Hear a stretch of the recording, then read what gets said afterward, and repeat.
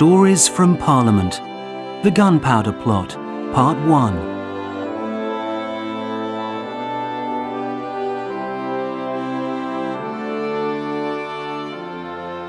This is not my story. I'm Will Danby. You won't find my name in the history books. I was just a servant, see? Just a man who lit fires and poured wine for his master. Robert Catesby. I don't care what they say about him, he was a good man. Brave, determined, strong, and I was proud to serve him. But he was guilty. They were all guilty. And I knew what they were planning and said nothing, told no one. So perhaps I was guilty too. They first came to my master's house in Lambeth, in London town, on the evening of the 20th of May, 1605. Let us in, Will. We have business with your master. This way, sir. Master Catesby is expecting you.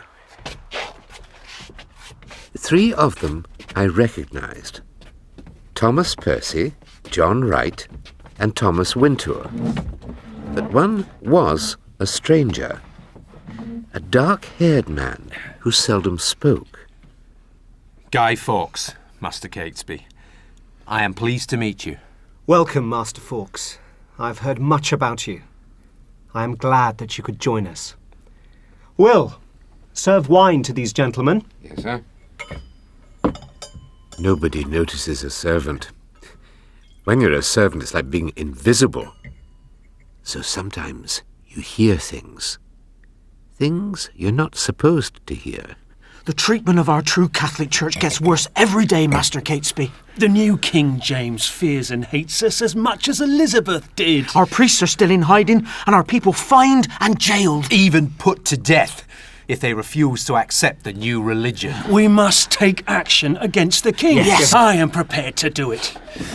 For my faith here today, I draw my sword against the King. And I. And I. And I. And you, Master Fawkes, will you draw your sword against the king? What do you say? I say that we have to finish this persecution forever, so that all Catholics can be free to worship in peace. Answer my question, Fawkes. Are you prepared to kill the king? The King, the government, the lords, and every Protestant tyrant who denies our freedom and spits on the true church. We have to kill them all. Kill them all? And how would you propose to do that, Master Fawkes? Gunpowder, sir. 30 barrels of gunpowder in a cellar under the House of Lords. The state opening of Parliament. They'll all be there. The King and all our enemies in one room. Then all it takes is a match. One single match. One tiny spark and bang! All gone.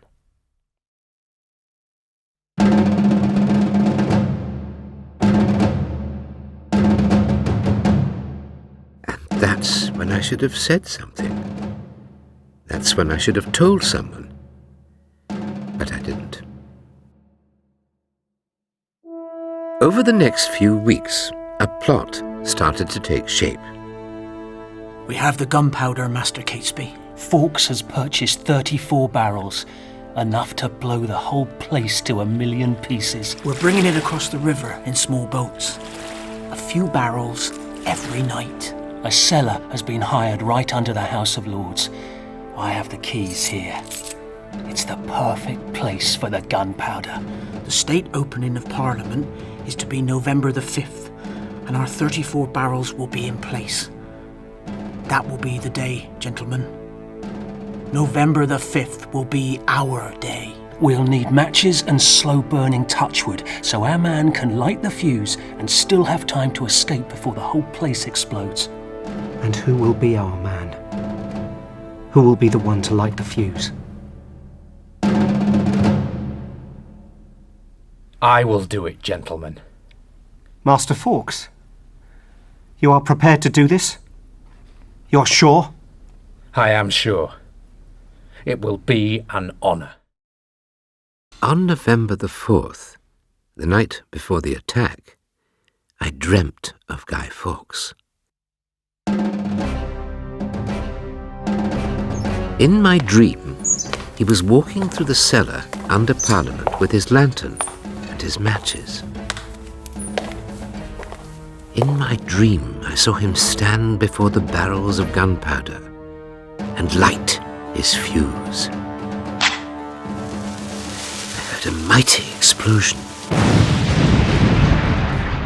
and felt the heat of the fire on my face.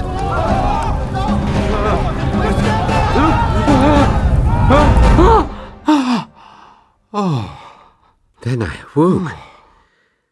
I was trembling. I knew that I should tell someone, warn the king of this terrible thing which was about to happen. But to my shame, I did nothing. They were all guilty, and I was guilty too. That night I tried to pray, but could not find the words.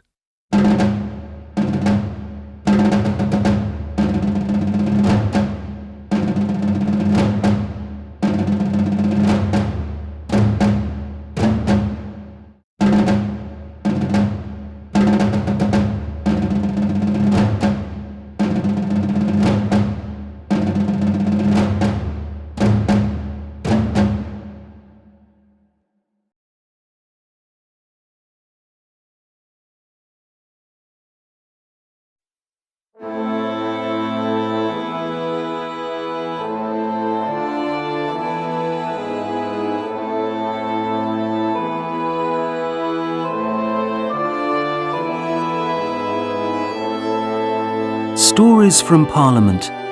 The Gunpowder Plot, Part 2.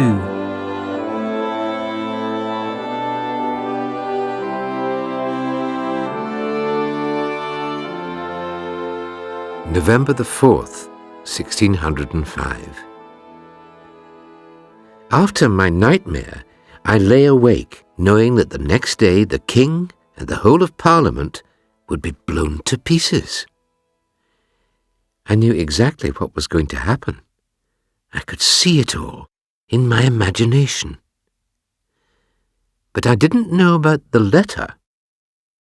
Somebody had sent a letter to Lord Monteagle, telling him not to go to Parliament the next day, warning him that something terrible was going to happen. Tomorrow this Parliament shall receive a terrible blow, and yet they shall not see who hurts them. The letter was not signed. Monteagle took it to the king, and from that moment the gunpowder plot was doomed. The captain of the guard ordered his men. Find it! Search every attic and cellar. Open every door in Parliament. Throw open everything from the greatest hall to the smallest cupboard. Shine your torches into every nook and cranny. Go, now! Yes, Captain! There is a threat to the king hidden in Parliament. Find it! Sir! Find it tonight! Find it now! Come on!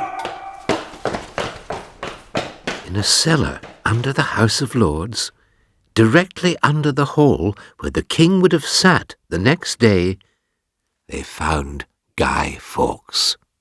There! Seize that man! Bind his arms! And hidden under a pile of firewood, they found the 34 barrels of gunpowder. Fawkes had a watch, touchwood and matches in his pocket. They took him to the Tower of London, where the machines of torture and Sir Edward Coke were waiting. He didn't stand a chance. Who were the other traitors, Fawkes? Give us their names, and we will not hurt you. There were no others. I was working alone.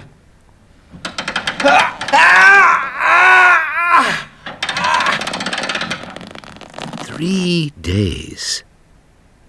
They say he told them nothing for 3 days. Their names, Fawkes! I was alone.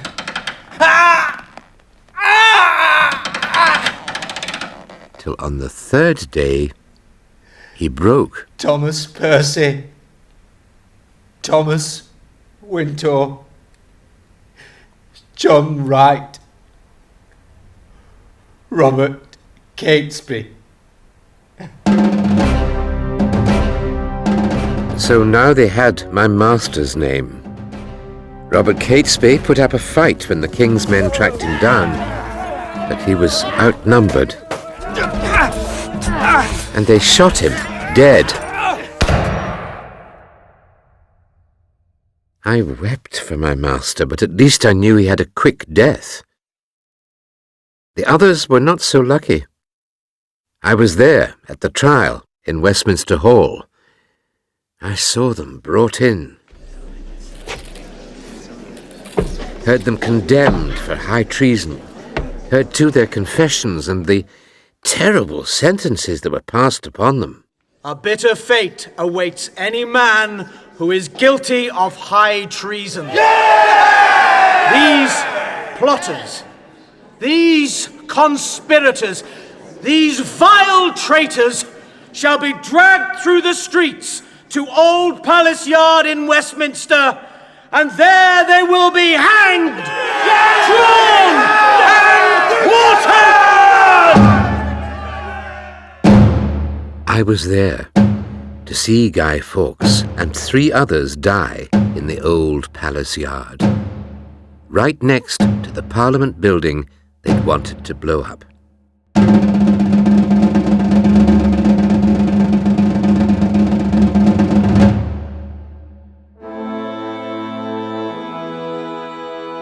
Traitors are made to suffer before they die.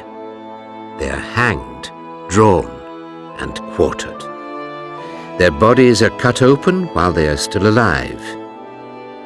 I will not tell you of the terrible things I saw that day, but I still shudder when I remember how those men died. I knew what they were planning, you see. If they were all traitors, then so was I.